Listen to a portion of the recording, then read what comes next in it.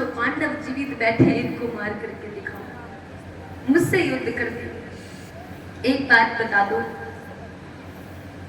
किसने किया है ये मेरे बच्चों का हाल, मेरे बेटों का हाल? जिसने अभी दुनिया नहीं देखी, दुनिया देखने से पहले उसकी दुनिया उजाड़ दी, कौन है ये हत्यारा?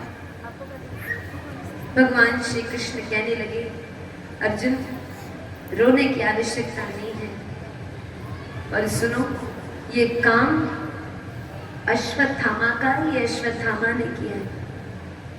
अर्जुन को बड़ा क्रोध आया। अर्जुन ने कहा, प्रभु मैं इस अर्जुन को जीवित नहीं छोड़ूंगा, इसने आज मेरे पांचों बालकों का वध किया है, मेरे पांचों बालकों को मारा है, इसको दया नहीं आई छोटे बालकों को मारते समय? आज यहाँ पर द्रौपदी मैया से कह रही है अर्जुन, देवी मैं सौगंध खा करके जाता हूँ कि आज मैं इस अश्वत्थामा को घसीट करके तेरे पास लेकर के आऊंगा, और दंड मैं नहीं दूंगा ना, दंड आप देगी। क्यों? क्योंकि 9 महीने कोख में आपने पाला है, और आज आपकी कोख उजाड़ दी गई, आपकी कोख को नष्ट किया है, उन पांचों बालकों का वध किया है। उस हत्यारे को आपके समक्ष जरूर प्रकट करेंगे। आज अर्जुन और भगवान श्री कृष्ण अश्वत्थामा के पीछे पीछे जाते हैं। अश्वत्थामा ने सोचा कि ये पांचों पांडव तो जीवित नहीं छोड़ेंगे। आज अश्वत्थामा आगे आगे और अर्जुन पीछे पीछे भागने लगा। आवाज लगा रहा है, रुक जा अश्वत्थामा, लेकिन अश्वत्थामा ना रुका। अश्वत्थामा ने भय के कारण, डर के कारण, आज अश्वत्थामा ने ब्रह्मास्त्र का प्रहार कर दिया अर्जुन की ओर। ब्रह्मास्त्र छोड़ा। जब ये ब्रह्मास्त्र अर्जुन के पास आने लगा तो अर्जुन ने परमात्मा से पूछा, प्रभु ये कैसा तेज मेरी तरफ आ रहा है? अर्जुन ने निकाली तलवार तो भगवान ने रोक दिया, रुक जाओ अर्जुन, ये तलवार कोई अस्त्र, कोई शस्त्र इस ब्रह्मास्त्र का काट नहीं कर सकता। तो बोले इसका काट कैसे होगा? बोले इसका काट सिर्फ एक ब्रह्मास्त्र ही कर सकता है। अर्जुन निकालो ब्रह्मास्त्र और तुम भी ब्रह्मास्त्र का प्रहार करो। आज इधर अर्जुन ने भी ब्रह्मास्त्र का प्रहार कर दिया। आज इधर से अश्वत्थामा ने ब्रह्मास्त्र छोड़ा, इधर अर्जुन ने ब्रह्मास्त्र छोड़ा, और जैसे ही दोनों ब्रह्मास्त्र आपस में टकराने को आए, सो ही ब्रह्मा जी प्रकट हो गए। ब्रह्मा जी ने कहा, दोनों पागल हो गए, बावरे हो गए। अगर ये दोनों ब्रह्मास्त्र आपस में टकराए तो पूरी धरती का विनाश हो जाएगा, नष्ट हो जाएगी ये धरती। क्या कर रहे हो? अपने अपने ब्रह्मास्त्र वापस ले लो। अर्जुन ने अपना ब्रह्मास्त्र वापस ले लिया। अर्जुन भाग करके गए और अश्वत्थामा की शिखा पकड़ी और घसीटते हुए द्रौपदी मैया के चरणों पर रख दिया। द्रौपदी मैया ने जब अश्वत्थामा को अपने चरणों पर देखा तो देखते ही कोटि कोटि नमन किया, बारंबार प्रणाम किया। ये देख करके पूरी सभा के लोग दंग रह गए। आज अर्जुन कहते, देवी इसके सामने हाथ जोड़ने की आवश्यकता नहीं है, ये वही हत्यारा है जिसने आज हमारी 5 संतानों को मार डाला। ये वही हत्यारा है और आप इसके सामने हाथ जोड़। देवी द्रौपदी कह रही है, स्वामी भले ही ये हत्यारा है, परंतु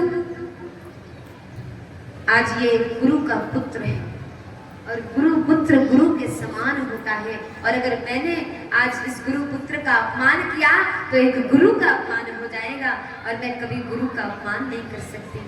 स्वामी हमें क्षमा कर दीजिए, इस बालक को छोड़ दो। ये सुन करके आज पूरी सभा में तालियां बजने लगी। वारे वाह द्रौपदी, अरे माँ हो तो ये द्रौपदी की तरह हो, वरना दुनिया में मां ना।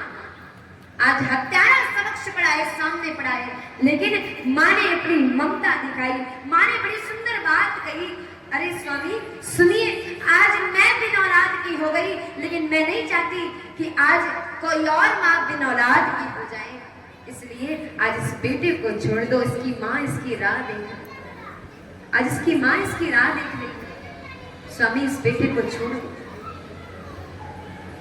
ये सुनते ही पूरी सभा के लोग दंग रह गए। वारे वाह, माँ हो तो द्रौपदी की तरह। आज अश्वत्थामा की आदि मूंछ और पूर्ण रूप से बाल मुड़वा दिए गए। खूब लज्जित किया गया, खूब अपमान किया गया पूरी सभा के बीच में। और फटकार करके आज अश्वत्थामा को धक्के मार करके बाहर निकाला। तो आज अश्वत्थामा को यह अपमान सहन नहीं हुआ। तो यहाँ पर अश्वत्थामा ने ब्रह्मास्त्र का प्रहार किया उत्तरा के गर्भ की ओर, जो कि अंतिम मंच था। और उत्तरा के गर्भ की ओर जब ये ब्रह्मास्त्र छोड़ा तो आज उत्तरा की ओर ये ब्रह्मास्त्र जाने लगा, गर्भ की ओर, गर्भ को नष्ट करने के लिए जा रहा है। अब धीमे धीमे समय बीतता गया। तो यहाँ पर भगवान अब अपने धाम की ओर जा रहे थे। रथ तैयार हो रहा था। जैसे ही भगवान रथ पर सवार होने को आए, सोई पीछे से एक आवाज आई, प्रभु रक्षा करो, प्रभु रक्षा करो, हमारी रक्षा करो। जब भगवान ने पीछे मुड़ा तो देखा उत्तरा भागती भैया आ रही है। प्रभु रक्षा करिए, न जाने कैसा तेज मेरे पीछे पीछे आ रहे हैं, हमारी इस तेज से रक्षा करिए। अगर ये तेज मेरे गर्भ के निकट और आया तो मेरा गर्भ नष्ट हो जाएगा, अंतिम वंश का विनाश हो जाएगा और वंश को आगे चलाने वाला कोई नहीं रहेगा। प्रभु रक्षा करिए ना इस अंतिम वंश की। तब भगवान ने इस गर्भ की रक्षा करी। अपना स्वरूप एक अंगूठे के नाप का बनाया और गर्भ में जाकर के गदा लेकर के पूरे गर्भ की रक्षा करी। और इन्हीं उत्तरा के गर्भ से धर्मी राजा परीक्षित का जन्म हुआ। बोलिए परीक्षित जी महाराज की। और इन्हीं राजा परीक्षित ने इस वंश को आगे चलाया। इधर राजा परीक्षित का जन्म होता है। और जब भगवान पुनः रथ पर सवार होने को आए, सोई पीछे से एक आवाज और आई, अरे बेटा कृष्ण, अपनी बुआ से मिलकर के नहीं जाओगे? पीछे से कुंती बुआ भागती भई आई और कहने लगे, कन्हैया अरे बुआ क्यों नहीं मिल करके जाएंगे? मांगो बुआ, आपको क्या चाहिए? तो आज कुंती बुआ ने बड़ा सुंदर मांगा वरदान। क्या मांगा वरदान में? कि लाला तुमको और कछु ना दे, तुमको दुख दे। मुझे कुछ नहीं चाहिए, मुझे सुख की आवश्यकता नहीं है, मुझे जीवन में दुख दे दे, बस और कुछ नहीं चाहिए। आज जब ये बात कही तो कन्हैया कहने लगे, बुआ आज आपने मांगा भी तो क्या मांगा? अच्छा आपके सामने भगवान आ जाए और भगवान पूछे, बताओ आज अंतिम इच्छा मांगो, क्या चाहिए? तो आप क्या मांगोगे? क्या मांगोगे आज? ज्यादा से ज्यादा धन मांग लोगे, एक 4 पहिया मांग लोगे, गाड़ी मांग लोगे, कार दे दोगे, एक बंगला मांग लोगे, एक तो भक्ति मांगेंगे, ज्यादा से ज्यादा क्या मांग पाओगे? कुछ नहीं मांग पाओगे। वारे वाह, अरे धन्य है। से जोरदार तालियां बजाते भैया के लिए। भैया ने क्या बोला सुना? भैया ने बोला एक भक्त ऐसा भी होता है जो प्रभु के सामने जाकर के भक्ति मांगता है। बहुत बढ़िया बात कही। मांगो तो ठाकुर से ये मांगो कि प्रभु मेरे मन में भी भक्ति का प्रादुर्भाव हो जाए, भक्ति महारानी मेरे हृदय में बैठ जाए। कुंती बुआ ने दुख मांगा। दुनिया में कोई ऐसा व्यक्ति नहीं होगा जो दरबार में जाकर के कहे प्रभु मुझे दुख दे। कोई है? किसी ने मांगा? हर व्यक्ति चाहता है मेरे जीवन में सुख आए, लेकिन धन्य है ये कुंती बुआ जिन्होंने दुख मांगा। दुख तो चलती आ जाएगा। आज यहाँ पर ये सुन करके सब बड़े प्रसन्न हो गए। धन्य है कुंती बुआ, भगवान ने आशीर्वाद दे दिया। बुआ आप ऐसे ही भजन करती रहिए, ऐसे ही प्रभु का कीर्तन करती रहिए, भक्ति में लीन रहेंगी, ऐसे ही प्रेम भाव आपके मन में बना रहे। आपको इतना आशीर्वाद देते हैं। इस प्रकार से भगवान पुनः अपने धाम की ओर जाते हैं। अब यहाँ पर चलते हैं, जो राजा परीक्षित को श्राप लगा। अब बात आती है 7 दिन की कथा की। तो ये 7 दिन की कथा इसलिए होती है क्योंकि राजा परीक्षित को श्राप लगा था। श्रृंगी ऋषि ने श्राप दिया था कि आज से ही 7वें दिन तक्षक नाम के एक नाग के डसने से राजा परीक्षित की मृत्यु हो जाएगी। यही कारण था कि ये 7 दिन की कथा हुई। तो इसकी थोड़ी विस्तार सुन लीजिए। धर्म ने बैल का रूप धारण कर रखा है और पृथ्वी देवी ने गाय का रूप धारण कर रखा है। एक काला पुरुष है जो कि है कलयुग, और ये कलयुग धर्म और पृथ्वी को लाठी से पीट रहा है, मार रहा है। अब यहाँ पर ये मारते देखा राजा परीक्षित ने, तो क्रोध आया राजा परीक्षित को, अरे दुष्ट, तू आज मेरे राज्य में होकर के आज ये अधर्म कर रहा है, कौन है तू? कलयुग जान गया कि ये धर्मी राजा परीक्षित ने जाकर के चरणों पर गिर पड़ा, महाराज क्षमा कर दीजिए, परंतु मैं क्या करूं? मुझे ये धर्म और ये पृथ्वी कहीं स्थान नहीं दे रही है। मैं इस कलयुग, मेरा भी युग आने वाला है, कलयुग आने वाला है, मैं कलयुग में कहां पर रहूंगा? मुझे भी तो कोई स्थान दीजिए। तो राजा परीक्षित ने कहा, मांगो तुझे कौन से स्थान चाहिए? बोले आप पहले अपने स्थान दीजिए, फिर मैं। तो राजा परीक्षित ने 4 स्थान दिए कलयुग को। अब सुनिए, इन 4 स्थानों पर कलयुग का निवास रहता है। कौन कौन से स्थान हैं? बड़े ध्यान से सुनिए। जहां पर मदिरा पान कराया जाता हो वहां पर कलयुग का निवास होता है, और जहां पर कलयुग होता है ना, वो व्यक्ति कभी आगे नहीं बढ़ सकता, कभी नहीं बढ़ सकता, कभी भगवान की प्राप्ति नहीं कर सकता। जहां पर मदिरा पान कराया जाता हो वहां पर कलयुग बैठता है, जहां पर जुआ खेला जाता हो वहां पर कलयुग बैठता है, जहां पर हिंसा होती हो, जहां पर स्त्री का सम्मान ना हो वहां पर कलयुग बैठता है, और जहां पर स्त्री का संग मतलब वैश्याओं का संग हो वहां पर कलयुग का निवास होता है। ये 4 स्थान दिए तो राजा परीक्षित से आज कलयुग कहता है, महाराज ये 4 स्थान तो बहुत पहले से मिल चुके, हमें नहीं चाहिए, और कोई स्थान दीजिए, शुद्ध स्थान। तो राजा परीक्षित ने बोला, लाओ 5वां स्थान तुम अपने मन से मांगो। तो आज इस कलयुग ने 5वां स्थान मांगा स्वर्ण पर। स्वर्ण माने जानते हैं? सोने पर। तो सोने पर भी कलयुग बैठता है। अब आपसे निवेदन है, सोना पहनना बंद करो, सोना मत पहनो। पहनोगे सोना? नहीं, सोना तो नहीं छूटेगा, ना सोना तो नहीं छूटेगा। अब सोने की बात आई है तो एक बड़ा सुंदर एक भाव आया है, बड़े ध्यान से सुनिएगा एक बार। अच्छा, सोना अगर तन में पड़ जाए तो उसके तो रौ भी अलग रहते हैं, ठाट बाट ही अलग रहते हैं, सही बात है। अभी देखिए, अभी कोई आ जाए सोना पहन करके बढ़िया, यहाँ से यहाँ तक बड़े बड़े हार पहन करके आ जाए, तो कोई हमें थोड़ी देखेगा ना, कोई कथा थोड़ी सुनेगा ना, फिर सब उसी को देखेंगे कि भाई इतना सोना, सब उसी को देखेंगे। अब सुनिए, एक बार ऐसे ही एक व्यक्ति ने पहली बार सोने की अंगूठी बनवाई। सोने की अंगूठी उसको पहली बार मिली, बनवाई, उसको मिली कहीं से। अब उसने सोने की अंगूठी पहनी। अब वो उसने कुछ बढ़िया कार्यक्रम करवाया, बढ़िया सा आयोजन करवाया, बड़े ध्यान से सुनिएगा, बढ़िया सा आयोजन करवाया। अब भंडारा चल रहा था, भंडारा तो जानते हैं, भंडारा चल रहा था। अब यहाँ पर वो अंगूठी कोई देख नहीं रहा था, भाई हाथ में कोई दिखाई नहीं दिया, कोई देख नहीं पा रहा, तो इसने क्या किया, अब पूड़ी वाले को बुलाया, अरे वो पूड़ी भाई इधर आओ, इधर इधर इधर आओ, ये पूड़ी यहाँ रखो, यहाँ रखो, इसी उंगली में अंगूठी, ये पूड़ी यहाँ रखो। अब पूड़ी उसने यहाँ रख दिया,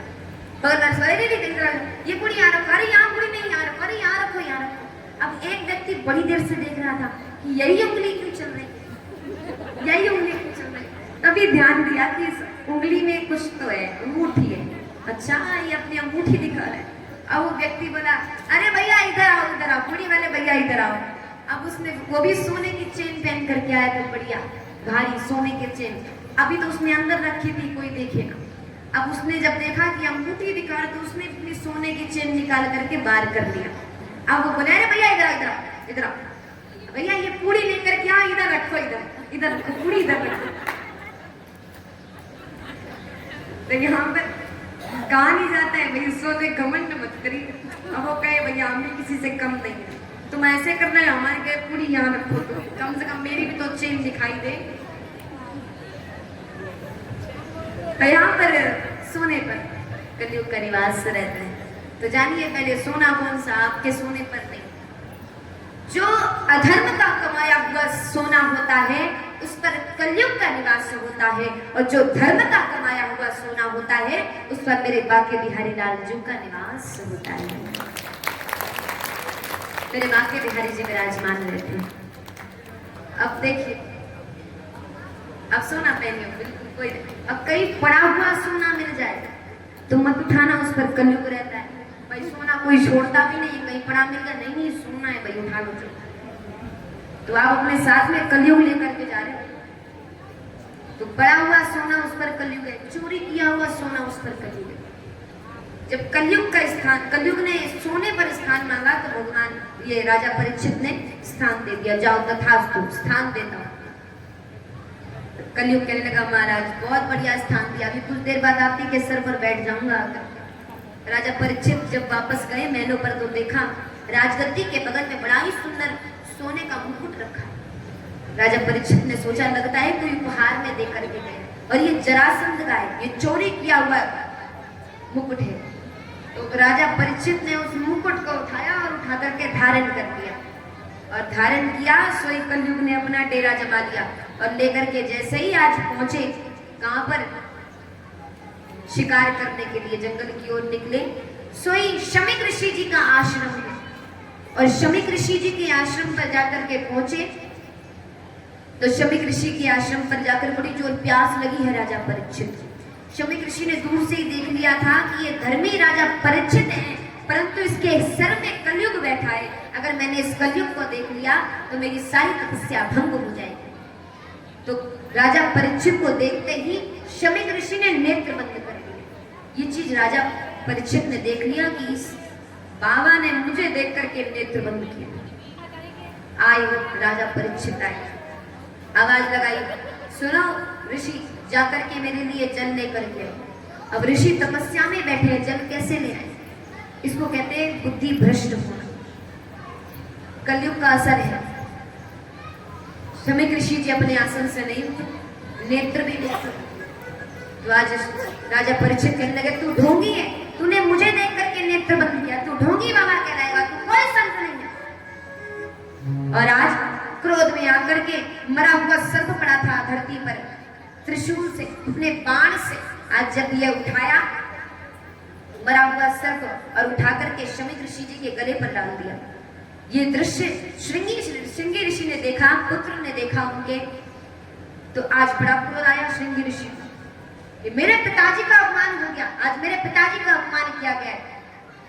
हाथ में जल दिया श्रृंगी ऋषि ने और श्राप दे दिया, जा राजा परीक्षित मैं तुझे श्राप देता हूँ, आज सही 7वें दिन इसी यही नाग पुनः जीवित होगा, और यही नाग जीवित होकर के तुझे डसने आएगा, और इसी नाग के डसने से तेरी मृत्यु हो जाएगी। मैं तुझे श्राप देता हूँ। ये श्राप लग गया, और श्रृंगी ऋषि बैठ करके शमीक ऋषि जी के बगल में रुदन करने लगे। शमीक ऋषि ने समझाया, बेटा वो भले ही उसने पाप किया है, भले ही उसने मेरा अपमान किया है, लेकिन वो बड़ा ही धर्मी राजा है, बड़े धर्मी राजा है। कहते नहीं है कि कर्म इतने बढ़िया करो, इतने बढ़िया करो, अगर आपसे धोखे से गलती भी हो जाए ना, कोई पाप भी हो जाए ना, तो लोग ये ना कहे कि ये तो इसी लायक था, लोग ये ना कहे, लोग ये कहे कि व्यक्ति बढ़िया है बस उसका समय बुरा है, व्यक्ति बढ़िया है बस उसका समय बुरा है, इसलिए उससे ये भूल हो गई, उससे ये पाप हो गया। ऐसा बने राजा परीक्षित के लिए यही कहा आज शमीक ऋषि ने कि व्यक्ति बहुत बढ़िया है, वो धर्मी राजा है, बस समय उसका ठीक नहीं था, तो उसने आज ये पाप कर दिया। जब ये बात राजा परीक्षित को पता चली कि 7वें दिन उनकी मृत्यु होने वाली है, तो उन्होंने सारा राजपाट सब कुछ त्याग दिया और शुक्रताल की ओर गए, और शुक्रताल में ही श्री सुखदेव जी महाराज का आगमन हुआ, और व्यासपीठ पर विराजमान होकर के श्री सुखदेव जी महाराज ने राजा परीक्षित को ये रसमयी ज्ञानमयी गंगा सुनाई, और 7वें दिन राजा परीक्षित को मुक्ति मिल गई। इस प्रकार से भागवत जी की महिमा रही, इसीलिए हम ये 7 दिन की कथा सुनते हैं, इसीलिए ये नियम चला आया।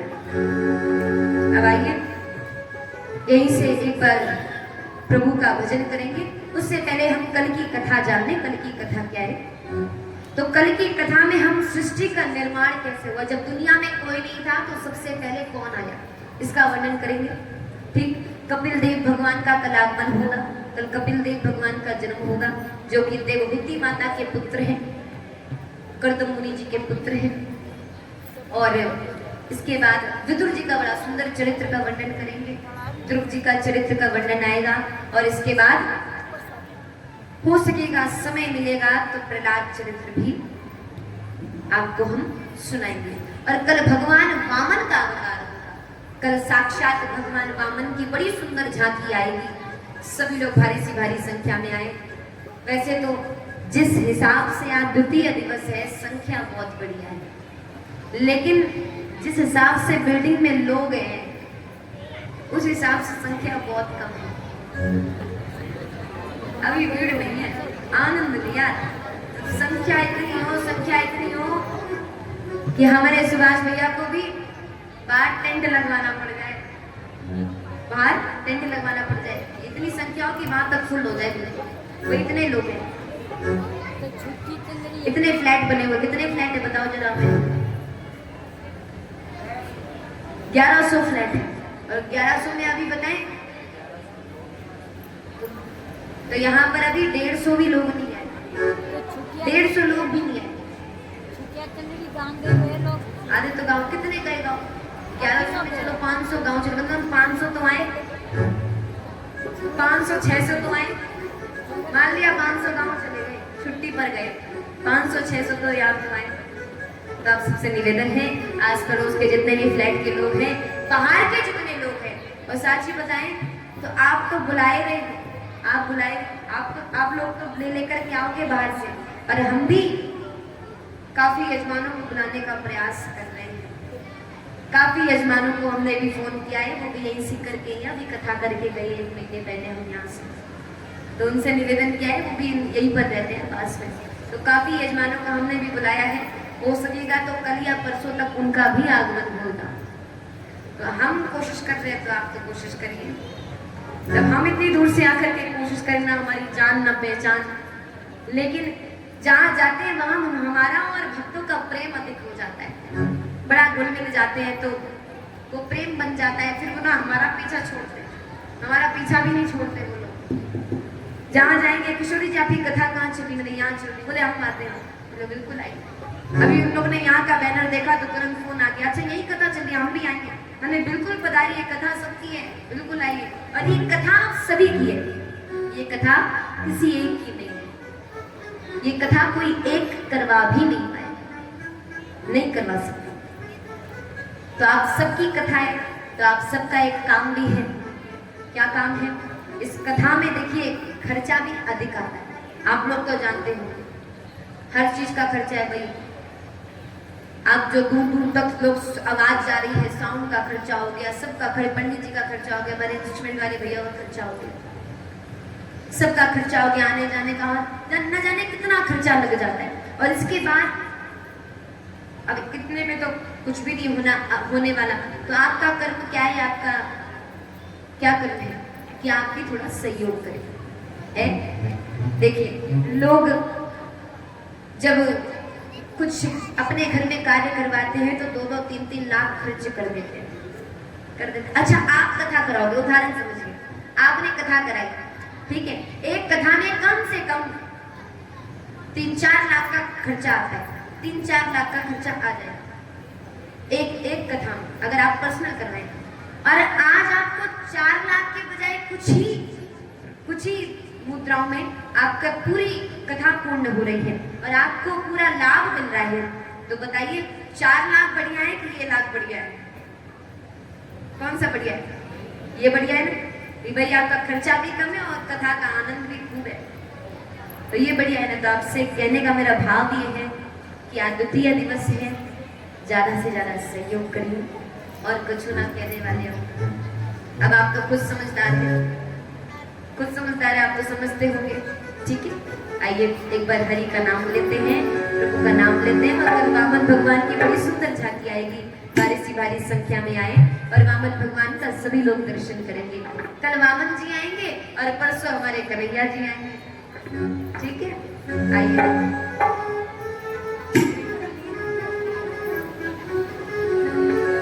बोले कृष्ण कन्हैया लाल की।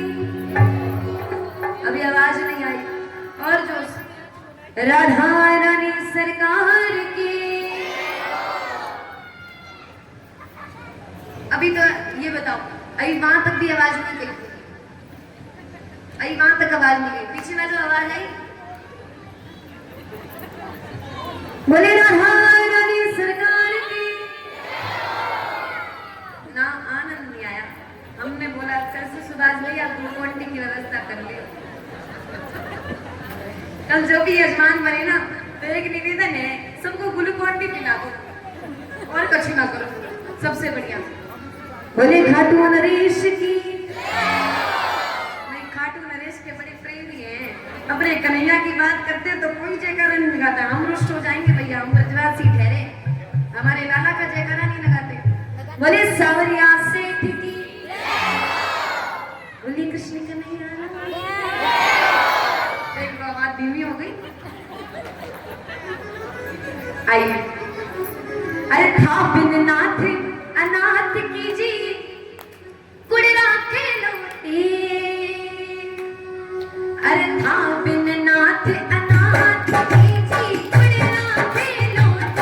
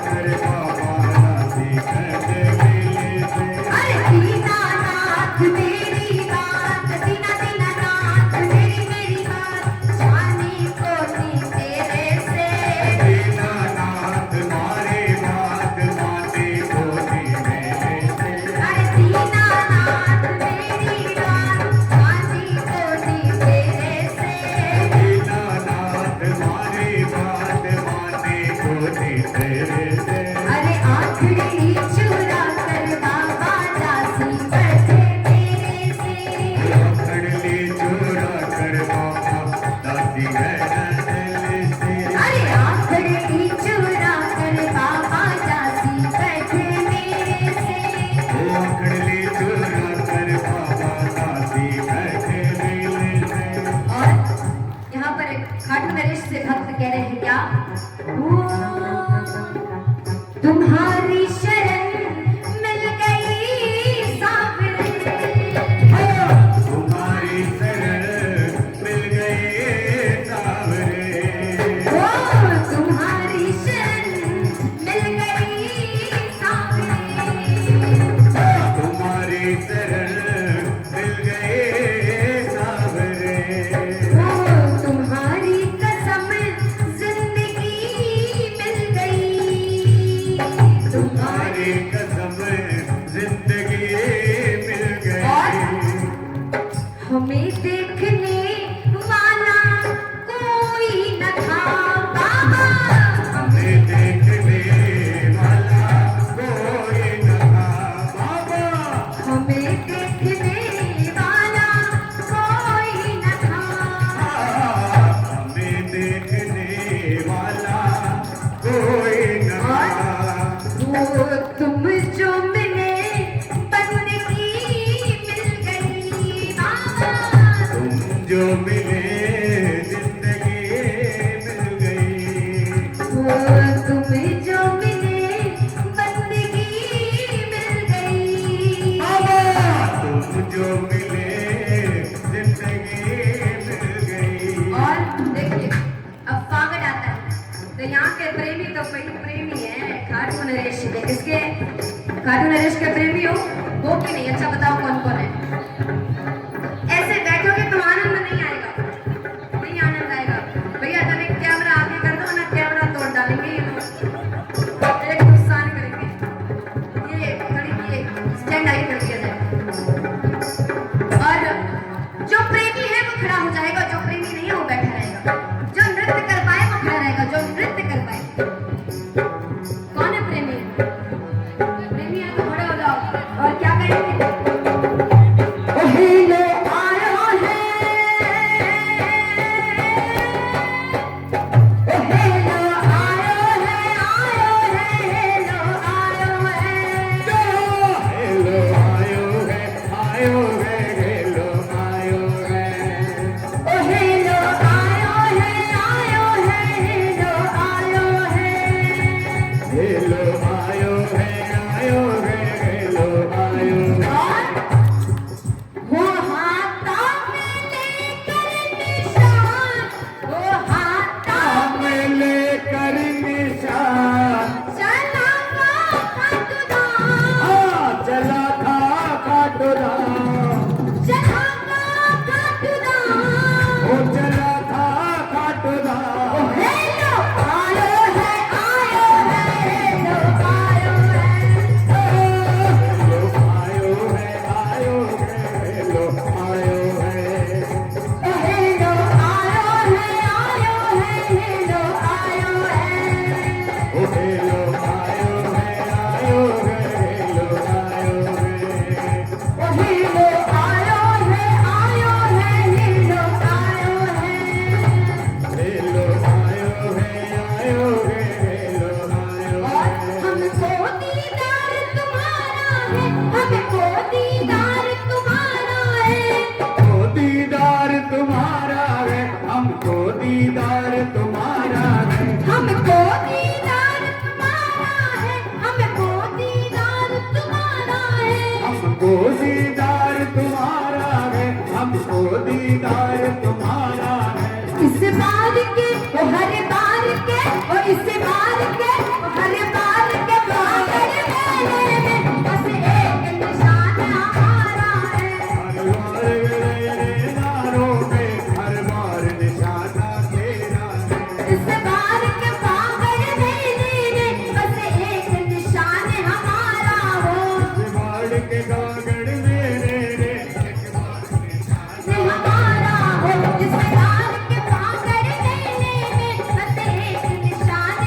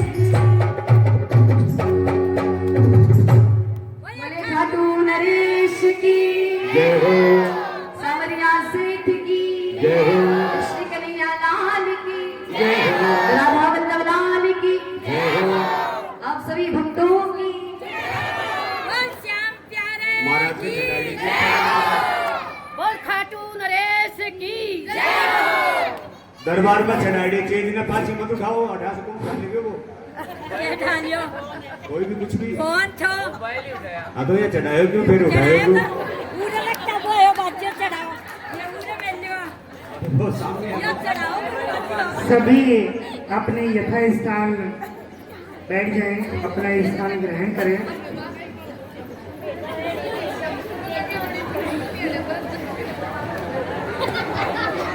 सभी को जय श्री राधे, जय श्री कृष्णा। आज आपने सुश्री यशी किशोरी जी श्री राम वृंदावन के मुखारविंद से श्रीमद् भगवत गीता के द्वितीय दिवस का कथा का श्रवण किया। बहुत ही सुंदर कथा। इनसे भी अच्छे अच्छे प्रसंग आगामी दिवस की कथाओं में आपको सुनने को मिलेंगे, झांकियाँ मिलेगी। सभी उनका तहे दिल से दर्शन करें। और पुनः दोहराना चाहूँगा कि अंतिम दिन रविवार को एक बहुत बड़ा महायज्ञ भी होने जा रहा है। ये बात मैं बार बार इसलिए बोल रहा हूँ क्योंकि यज्ञ की तैयारी एक दिन में नहीं की जाएगी। तो जो भी महिलाएं अपने दंपति समेत यज्ञ में बैठने की इच्छुक हों तो वो अपना नाम पहले से हमें दर्ज करवा दें, ताकि हमें यह पता चल सके कि इतने जोड़े होंगे, उस हिसाब से सामग्रियों की व्यवस्था हम कर सकें। क्योंकि संडे के दिन यज्ञ होगा और अगर आप सैटरडे के दिन बोलेंगे कि अब हम यज्ञ में बैठेंगे तो शायद वो पॉसिबल नहीं हो पाएगा एक ही दिन में तैयारी करना, क्योंकि बहुत सारी चीज़ों की तैयारी करनी पड़ती है। अतः आप जरूर अपना नाम लिखवा दें, अपने घर में डिस्कस करें, चर्चा करें। और लिखवा नहीं दें, मगर जिन्होंने कलश लिए हैं उनका तो ये महात्म्य होता है कि उनको जोड़े के साथ में हवन में बैठना चाहिए ही चाहिए, ताकि उनको पूरी कथा का फल मिले। पहले दिन अपन ने कलश लिया, 7 दिन अपन ने कथा सुनी और अंतिम दिन अपन ने यज्ञ में बैठ के आहुतियाँ दे दी। तो ऐसा मानिए कि आपके जन्म जन्मांतर के पाप धुल गए। और वही बात मैंने आपको शुरू दिन में बोली थी, प्रयागराज जाते तो टिकट का खर्चा कितना लगता है एक जने का? करीबन 1500 रुपये। 2 जने जाते हैं 3000 रुपये, होटल में रुकने का, खाने का करीबन 10,000 रुपये का आपका खर्चा पड़ जाता है। तो यहाँ तो ज्ञान में ही गंगा खुद चल के आई है, तो इसमें गोता तो लगा ही रहे हो, साथ में इसका हवन भी अपन अंतिम दिन करेंगे। तो सभी उसमें भाग लें और तन मन धन तीनों से सहयोग करें। धन किसी के पास नहीं है तो सबसे बड़ी चीज होती है भाव। भाव के साथ अगर आप बैठ के कथा सुनेंगे तो धन अपने आप आ जाएगा। यहाँ लक्ष्मी नृत्य करेगी, इसलिए आप धन की चिंता ना करें। तन और मन के साथ यहाँ पर आप भी आएँ, अपने पड़ोसियों को भी लेकर आएँ और अपने गांव गलियारे में सबको सूचना दें। अभी आरती होगी, आरती के पश्चात आप आरती लेंगे और प्रसाद ग्रहण करके फिर अपने घर की ओर प्रस्थान करेंगे। पुनः दोहराना चाहूँगा, हमारे प्रथम दिन के यजमान थे श्रीमान राम निरंजन जी टेलर साहब। आज द्वितीय दिवस के यजमान है सत्यनारायण जी शर्मा साहब, फ्लैट नंबर 652। और कल के यजमान हमारे होंगे श्रीमान सुशील कुमार जी धरड़, फ्लैट नंबर 532। कोई और भी यजमान बन सकता है, कोई फाउंडेशन नहीं है कि एक दिन में एक ही यजमान बने। जैसे इच्छा होती है कि भाई मैं भी यजमान बनूंगा तो सहयोग उनका भी हो सकता है। एक यहाँ पर एक अखंड दीपक जलता है तो उसकी घी की व्यवस्था कोई भी कर सकता है। किसी की इच्छा है कि मैं घी का डब्बा यहाँ पर लाकर रखूँ, मेरा घी इसमें लगना चाहिए। देखो सहयोग एक माचिस का भी होता है कि माचिस की तिल्ली मेरी लगनी चाहिए यहाँ पर, घी मेरा लगना चाहिए, पंडितों का भोजन मेरा होना चाहिए, पंडित जी पानी की व्यवस्था मेरी होनी चाहिए, कोल्ड ड्रिंक की मेरी होनी चाहिए, क्योंकि सभी तेरा तुझको अर्पण क्या लागे मेरा है। यहाँ कोल्ड ड्रिंक आएगी तो आप में बढ़ जाएगी, यहाँ घी आएगा तो भगवान के अर्पित हो जाएगा। और ठाकुर जी के लिए तो सेवा भाव जो है वो अपने मन में होना चाहिए। इसके लिए अपने को तन और मन की जरूरत है, धन अपने आप व्यवस्था भगवान कर देता है। अगर अपना मन अच्छा हो, साफ हो और भाव के साथ में अपन यहाँ बैठ के कथा सुन रहे हैं तो ये बहुत बड़ी सौभाग्य की बात है। इसलिए आरती के बाद सभी अपना प्रसाद लेके जाएं और कल से अपने फ्लैटों को, जो भी आस पड़ोस में अपने नेबर रहते हैं, अपने नेबरहुड को आप बोलें कि वो भी कथा सुनने के लिए आए, क्योंकि कुछ लोग सोचते हैं कि यार कथा क्या सुनें। जैसे किशोरी जी ने बताया कि कथा क्या सुनेंगे, कुछ लोग होते हैं कि ये कथा सुन रहे हैं, अपन इनसे भी अच्छी कथावाचक की कथा सुनते हैं मोबाइल में। जैसे गुरु अलग अलग होते हैं, कोई क्या ज्ञान देता है, कोई क्या ज्ञान देता है, लेकिन कुछ एक बात ऐसी होती है जो क्या पता दिल में लग जाए।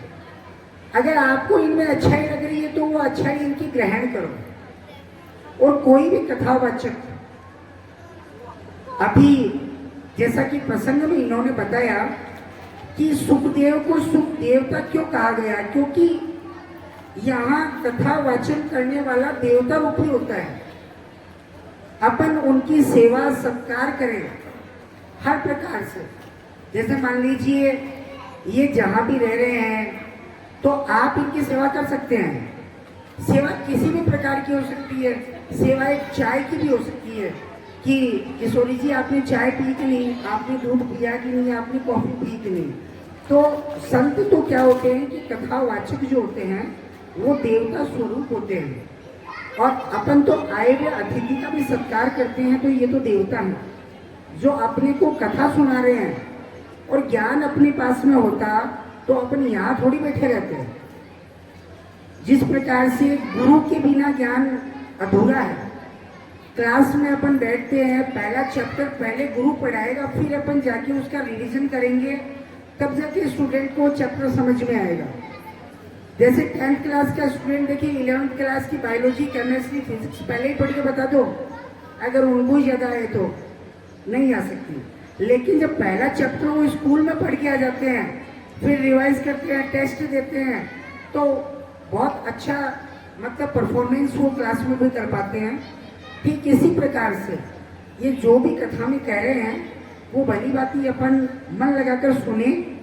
और कुछ बातें ऐसी है जो कि आपको पता नहीं है और अब कथा के माध्यम से आपको पता चल रही है।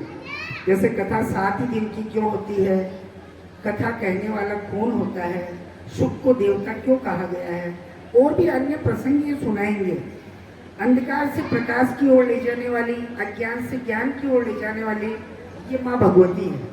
इसलिए सभी माँ भगवती को प्रणाम करें, 108 परिक्रमा लगाएं, नित्य नहीं तो एक परिक्रमा तो जरूर लगाएं, तो उससे अपने मन की जो इच्छा है वो पूरी होती है। आप अपने कान्हा जी को यहाँ लेकर आते हैं, कान्हा जी 7 दिन कथा सुनेंगे और आपके कान्हा जी में प्राण आ जाएंगे। अपन क्यों कान्हा जी के दिन में 4 बार भोग लगाते हैं दिन में, क्योंकि अपन उनको सच में देवता मानते हैं और सच में देवता होते भी हैं। ऐसी बात नहीं है कि अपन सुबह 4 बजे उठे, मंगला आरती करी, अपन ने कान्हा जी के भोग लगाया, घर में मिठाई लाए, फ्रूट्स लाए, पहले कान्हा जी के भोग लगा के फिर बच्चों को अपन बांटते हैं। तो वो अपनी एक श्रद्धा होती है और भगवान को मानना चाहिए भी, क्योंकि सनातन धर्म का प्रचार करना हम सभी का कर्तव्य है। न्यू जनरेशन है वो इस चीज़ से हटती जा रही है, उनको पता नहीं है कि देवता होते भी हैं या नहीं होते हैं। कुछ सुपरस्टिशंस है, अंधविश्वास है, लोगों में फैल रहा है कि ये कुछ ही नहीं होते, सब ढोंग है, पैसा कमाने का एक जरिया है। जी नहीं, पैसा कमाने के इनसे भी और अच्छे बहुत जरिए हैं। पैसा तो हर कोई कमा सकता है, लेकिन ज्ञान प्राप्त हर कोई नहीं कर सकता, और वो भी बहुत ही अच्छे कथावाचक के मोह से। इसलिए अपन सभी इस ज्ञान रूपी गंगा में गोता लगाएं और नित्य यहाँ पर आए, कथा सुने और तन मन धन से अपना सहयोग करें। जिनको भी सहयोग राशि देनी हो पैसे देकर पर्ची कटवा लें, नाम कटवा लें, ताकि हम उनका नाम उच्चारण कर सकें। धन्यवाद। बोल बांके बिहारी लाल की। अब आरती के लिए सभी श्री राधे, कल से एक निवेदन है आपसे। कल से सभी लोग अपने अपने हाथों में तुलसी दल लेकर के आएंगे। पूछिए क्यों? जिस प्रकार से भगवान बिना तुलसी के भोग नहीं स्वीकार करते, उसी प्रकार से जिस भक्त के गले में कंठी ना हो, जिस भक्त के गले में कंठी माला, तुलसी माला ना हो, उस भक्त को भगवान भी स्वीकार नहीं करता है। तो अगर आपके गले में एक कंठी नहीं है, तो कल जिनके गलों में कंठी नहीं है वो हाथ में तुलसी दल लेकर के आए और सबसे पहले भगवान को अर्पण करें कि भगवान अब हम आपके हैं। ठीक है, कल से एक नियम बना करके आइए। आज से कितने दिन बाकी है? 5 दिन। 5 दिन बाकी, 2 दिन चले गए, 5 दिन आप यही करें। ठीक है, अभी तक नहीं कर पाए, कम से कम 5 दिन ही अपने आप को प्रभु के ऊपर समर्पित कर दो, प्रभु के नाम कर दीजिए। ठीक है, कल सब लोग एक काम करके आएंगे, अपने अपने घर से तुलसी दल जरूर लेकर के आएंगे। बोले कृष्ण कन्हैया लाल की। अब सभी लोग खड़े हो जाए।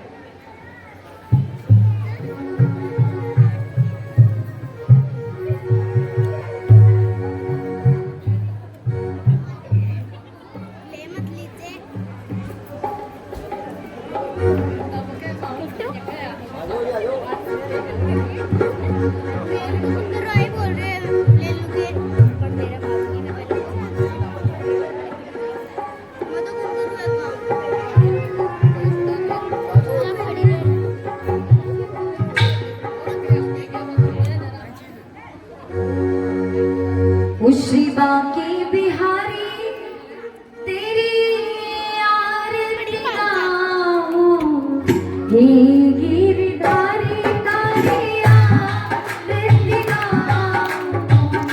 बांके बिहारी तेरी आरती गाऊं, कृष्ण कन्हैया तेरी आरती गाऊं।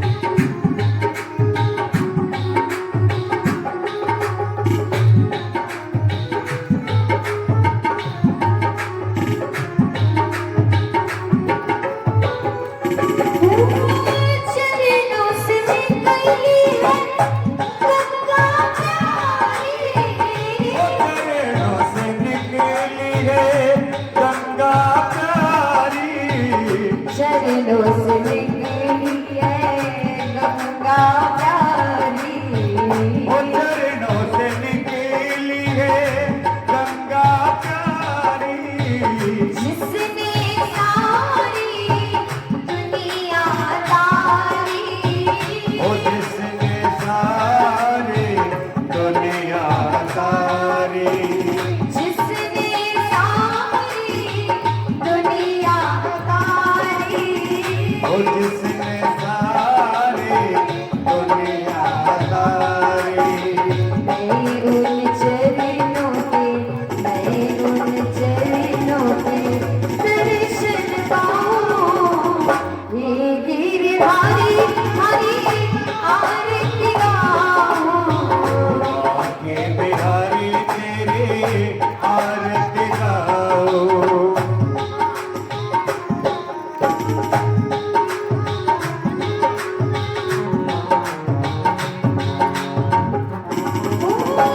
दास अनाथ के नाथ आप हो। दास अनाथ के नाथ आप हो। दास अनाथ के नाथ आप हो। दास अनाथ के नाथ आप हो। सुख जीवन प्यारे साथ आप हो। ओ सुख दुख जीवन प्यारे साथ आप हो। दुख सुख जीवन प्यारे साथ आप हो। दुख सुख जीवन प्यारे साथ आप हो। हरि चरणों में मैं तो हरि चरणों में मैं तो शीश झुकाऊं। हे गिरधारी हरि आरती गाऊं। आके बिहारी तेरे आरती गाओ।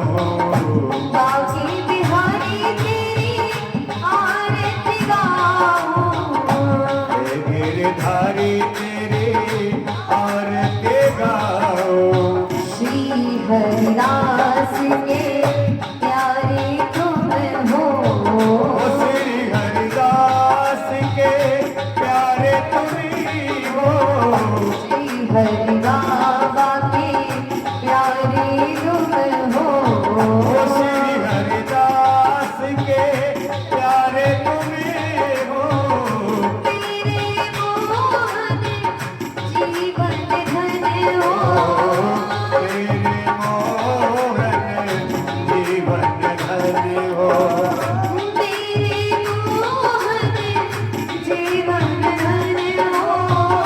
तेरे मोहन जीवन धन हो।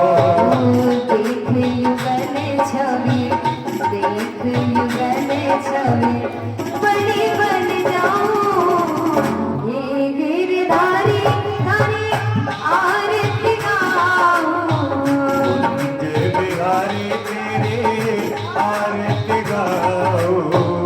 श्याम सुंदर तेरी आरती आरती गाऊं। गाओ। जय गिरधारी तेरे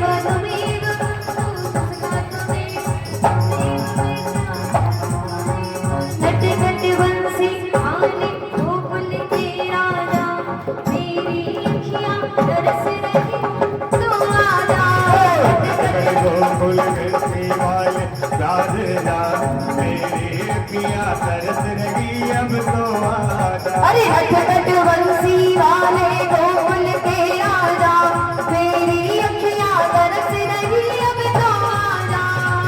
गढ़ बंसी वाले गोकुल के राजा मेरी अखियां तरस रही अब तो आजा। आजा आजा आजा आजा आजा आजा आ बेजा। ओ आजा आजा आजा आजा आजा आजा आजा। अरे हट बंसी वाले गोकुल के राजा मेरी अखियां तरस रही अब तो आजा। गोकुल बंसी वाले गोकुल के राजा मेरी अखियां तरस रही अब तो आजा। आजा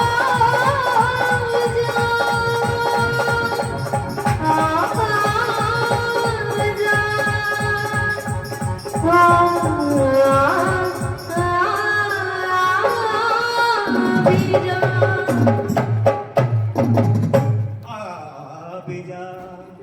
पापोहम पापकर्मा हम पापात्मनम पाप संभवम त्राहि मां पुंडरीकाक्ष सर्व पाप हरो भव।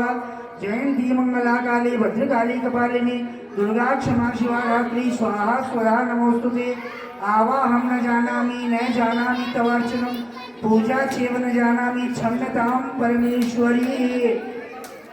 बोलिए खाटू नरेश की, बोलिए बांके बिहारी लाल की, बोलिए राधे रानी की, बोलिए जीण माता की, बोलिए शाकंबरी माता की, बोलिए सालासर बालाजी की, बोलिए आज के आनंद की, बोलिए आज के यजमान की, बोलिए समस्त रेजिडेंसी वालों की, समस्त पैराडाइज वालों की, समस्त बाल गोपाल की, समस्त बस्ती माता की, गौ माता की, सत्य की, असत्य का, गौ माता की।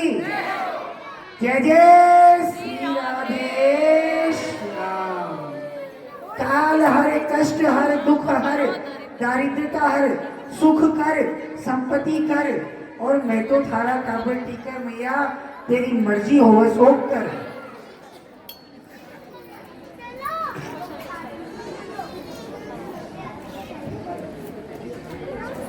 सभी प्रसाद लेके ही अपने घर की ओर प्रस्थान करेंगे।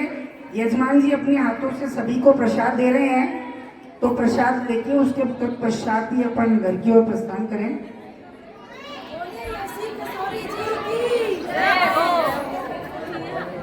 किशोरी जी की तो जय सबसे पहले बोलो।